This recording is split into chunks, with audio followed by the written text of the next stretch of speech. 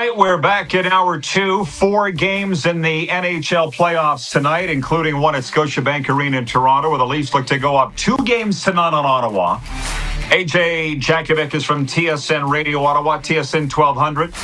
Does such a great job calling Red Blacks games, pre and post to the Sens and all the rest. AJ, what are your thoughts going into game 2 tonight? I think we're all very anxious to know what you're thinking. Yeah, Ottawa's just got to be better. I think they did some good things in game 1, but they looked like a team with 13 guys making their Stanley Cup playoff debut. Just too many quality opportunities. And you're playing the Leafs. We all know their history, their baggage, the fact that they're 1-8, that group, at least the core in the playoffs, and how players like Marner and Matthews have been good in the playoffs, but they haven't stepped up to the same level that, say, McDavid and Draisaitl have in Edmonton. And you can't give players like that opportunities right down Main Street. Some of it was because of discipline. Some of the calls weren't great, but you're going to get that in the playoffs. So that some of the calls against Edmonton weren't great last night. That happens. In the end, there's no asterisk on 1993 because the Toronto Maple Leafs didn't get a power play when Wayne Gretzky had the high stick. It just shows you 32 years ago that the LA Kings beat the Toronto Maple Leafs. So you got to fight through that. You've got to put yourself in a better position to not get some of those penalties, and at the same time not allow some of those top-end opportunities that the Leafs had. And look, goaltending's a part of it too. They needed a save. Anthony Stolarz was a little bit better than Linus Ullmark in game 1, and maybe he was a lot better, but he was better. And so there's a lot to clean up, but still some things to like. And as we've seen in the playoffs, whether you win 6-2, 9-2, or 3-2 in double overtime, doesn't matter. It still only counts for one, and we'll see if Ottawa can get the split here tonight. Well, you had me at Oilers. I think number 3 city for viewership for our show is Edmonton, and it's your hometown. So take a break from Sens Leafs for a second and give me your honest goods on the Oilers and how concerned they and the fans should be after game 1. Well, I do think they're 1 goal away from winning that series last night. Like, if they win that game last night, I don't think LA wins. Like, given the fact that they've lost 3 years in a row and you blow a 4-0 lead. So there's that in their corner. LA's still the team that has to get over the hump here. But, it's a flawed team.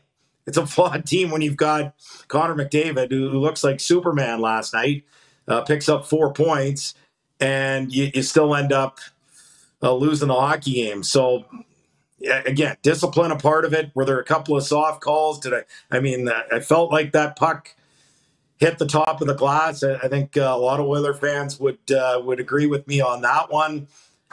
So that's a tough one. But in the end, too many mistakes. You needed a save from Stu Skinner. Bouchard is definitely a concern. It's amazing how important a guy like Mattias Ekholm is for that franchise, because he just seems to get the best out of Bouchard. It's kind of like the Sens. When they picked up Nick Jensen this year, it was one of those low-key type moves where, fit was probably more important. They gave up the better player, Jakob Chychrun. He's been outstanding this year in Washington and earned that 8-year contract worth $9 million per. But they needed a right-shot, steady defenseman to help what they already had on the left side. Nick Jensen has been just that, and he's brought the best out of Thomas Chabot. This is the best he's ever played in his NHL career, and that's what Ekholm has done for Bouchard. So I don't know who you play with Bouchard, and the bottom line is Ekholm's not going to be available this series. He's got to find a way to elevate, and you need to get a save or two as well. So there's lots of flaws on that Oilers team, but they still have McDavid, they still have Draisaitl. I'm not counting them out. Yeah. Thank you for all of that. They got a lot of heart. When they were down 0-3 in the Stanley Cup final last year, you'll remember Stuart Skinner saying, if anybody can come back, it's the Oil. And I'm like, oh, the poor kid's gone mad. And they did. So, yeah. We've learned by now not to count them out, I don't think. But speaking of whatever, am I right in hearing Nick Cousins draws in for the Senators tonight? Is that true? And how much of an impact do you think that'll make?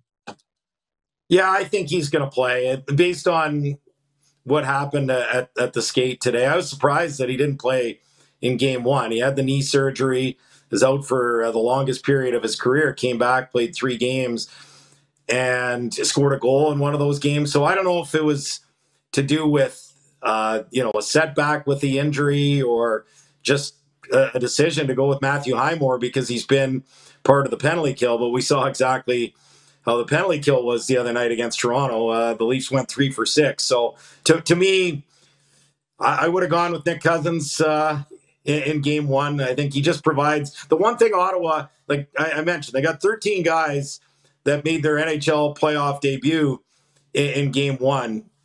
When you have Cousins in the lineup, you've got Claude Giroux got to a Stanley Cup final.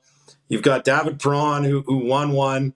You've got Mike Amadio who won one in Vegas, and you got Nick Cousins who won one in Florida. So you got at least one veteran that's at least been to the Stanley Cup final in every forward line to go along with 2 younger guys. And I just think in a series like this where it's going to get nasty, and we saw it at the end of that series, he's the kind of guy that he probably knows the line just well enough to get under the skin of the opposition and not take too many penalties at the same time. So to me, it was a no-brainer to bring in Cousins as long as he's healthy enough to go. And I think that'll be, a decent addition. Look, I'm of the belief that there's way too much time spent on the 12 forward and the 6 defensemen.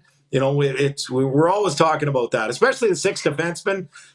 Travis Hamonic, should he be in or out? And he skated today, but I think it's the same 6 on the blue line. In the end, you win games, especially at this time of the year, because of what the top players do. Look at the Winnipeg Jets, Mark Scheifele.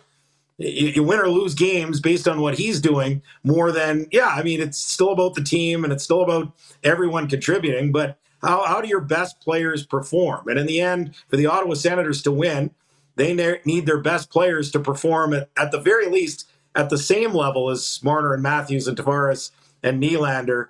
And this isn't going to be about which 12 forward ends up being the biggest contributor. Right. But this is why we all outside Ottawa picked Toronto to win, because the Sens are still trying to figure out what they have. The Leafs know what they have. But I'm a big Nick Cousins fan from his time in Florida. He has been on this show. I'm excited to see what impact he has tonight. Can we just pause all of this for a second? I am dying to get your opinion on this, AJ. As a longtime play-by-play guy that you are, and you know how much I respect and love you. With our Cats and Bolts podcast, we cover the Panthers and the Lightning weekly. Award-winning show, Florida's favorite show.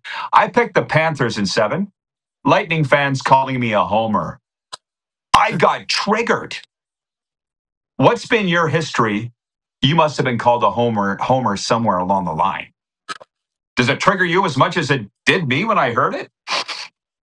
Yeah, I don't get triggered. So I here's how I define myself: unbiased homer. So I'm going to get way more excited on an Ottawa Red Blacks touchdown, or when I was calling the World Juniors this year, a Canada goal than a U.S. goal. But still, I'm not going to lie.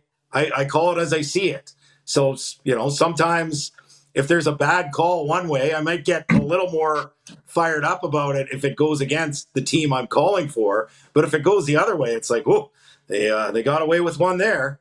So that's kind of the nuance for me. I go as I'm good with homer, but unbiased homer. That's how I prefer to be called. Okay, well, here in Florida, announcing baseball, I got criticized for being too positive for the other team's big plays. I'm like, it's exciting. Whatever. You and I should talk more. You can teach me how to not be triggered. Anyways, AJ Jakubec with us. 902-518-3033 is the Progressive Insurance text line if you have any questions or comments for AJ. Is there a better series in your mind, or what has been the best first-round series? I know we're very early into this, but What are you enjoying the most? Yeah, I mean, thank you, schedule makers. It's nice to see Tampa Bay and Florida actually playing a game tonight. That's nice. So I can't even really determine that when teams have already played two games. For me, hands down, the one that's been most compelling, Winnipeg St. Louis. That's big boy hockey. Well, the physicality, Logan Stanley, Braden Shen going after players, going after his brother, and Luke giving it right back. That's been fantastic hockey. And Winnipeg's kind of that team. Like, obviously, I'm in Ottawa. I'm from Edmonton. I spent the majority of my life, other than 4 years in BC, in Ottawa and Edmonton. So I'd love to see those two markets do well, but I'd love to see Winnipeg go on a run. They've only, if you go back to Jets 1.0, they've only reached the conference finals once against Vegas. They were the favorite in 2018, and they ended up losing that series to the Golden Knights. And haven't really come close since. So I'd like to see Winnipeg go on a run. And based on what we saw those first couple of games, and this is without Nick Ehlers, without Gabe Vilardi, that looks like a team that's capable of going on a run. This is still going to be a tough series. St. Louis isn't going to go down without a fight, but this is, if they can get through this series, perfect matchup for them to beat a playoff hardened team. There's still guys like Braden Shen and Colton Parayko and some of the core guys that have been there and won a Stanley Cup. This would be a huge win for the Jets. Not going to be easy with their road, because you get either Colorado or Dallas next, and then it's maybe Vegas with that blue line and the six that they can trot out there, all with size and the ability to defend and move the puck, and it's such a real deep, strong blue line that the Golden Knights have. And then if you get to that point, you're still playing the best in the East. But I do like the depth, the composition of the top end players, and just how the top end players are playing right now. Seeing Scheifele fight through some of the checks that he has to and excelling has been really impressive. So Blues Jets has been most compelling for me so far.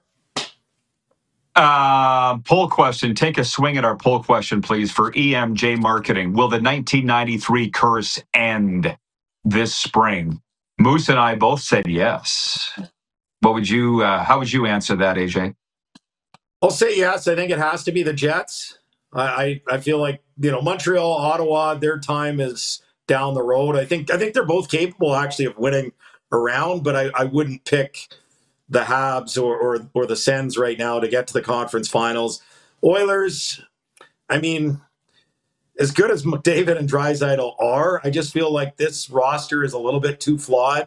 I feel like if they fix the goaltending, and they need to get a little bit the Holloway move. I understand not re-signing Broberg, and they're in a tough spot, but that Holloway one never made a lot of sense. $2 million. $2 million. You couldn't, like, that's a 25-point player in the NHL. How do you not project? How do you not know what you have? That to me frustrated me at the time. It was a big mistake. It's shown to be, to me, it's not their year. I think I picked the Oilers to win this series, but I just think there's too many flaws there.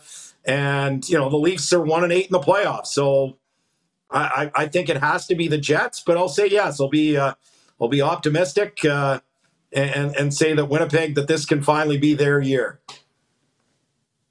Okay, and lastly, this guy, Rich Robertson, you got to tell me about him someday. I love him because he watches every day. He clearly is a personal friend of yours. He's written in and said, will we see Travis Green launch a garbage can onto the ice, similar to what happened in the Quebec Senior League game AJ was at this weekend? If the officiating for the Sens Leafs mirrors game one?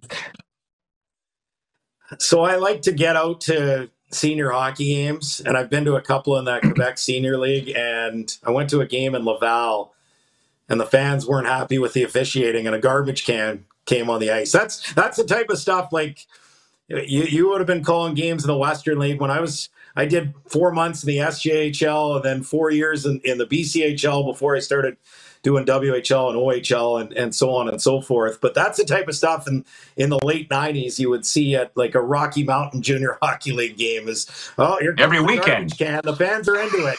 Every weekend. Yeah. Yeah. So crazy stuff. It's, there's some good, I'd never been to a senior hockey game in my life until a year ago, and now I'm hooked. I absolutely love it. It feels like there's a bit of a resurgence out here in Ontario with it. You never know what you're going to get at a senior hockey game. I feel like it's different. I mean, it's great in the West, especially Saskatchewan, but it seems like another level in Quebec and obviously Ontario, if what you're saying is true, which I'm sure it is. All right, AJ, enjoy the hockey, my man. Keep in touch. Always a pleasure, Roddy. Take care. Thank you, pal. The longtime voice of the Ottawa Red Blacks. Oh, I should have told him. If you're still watching, AJ, if you want any insight on the Battle of Florida, you got my number from TSN 1200 Ottawa, because he's a talk show host there and I'm on with him fairly regularly. And okay, yeah, I can tell you a CFL note since we're done talking hockey for most of the day. But the commissioner will address the media tomorrow and fans at 10 a.m. Eastern. Maybe AJ can log on and ask him if they're going to expand, because he always asks me. And I got nothing on that. You can ask him, AJ, tomorrow. Sports update coming up and viewer takeover the rest of the way. Whatever you want. Okay? 902-518-3033 and the streaming chat. We'll be right back here on the Game Plus Television Network, streaming live and podcasting wherever you enjoy your podcast.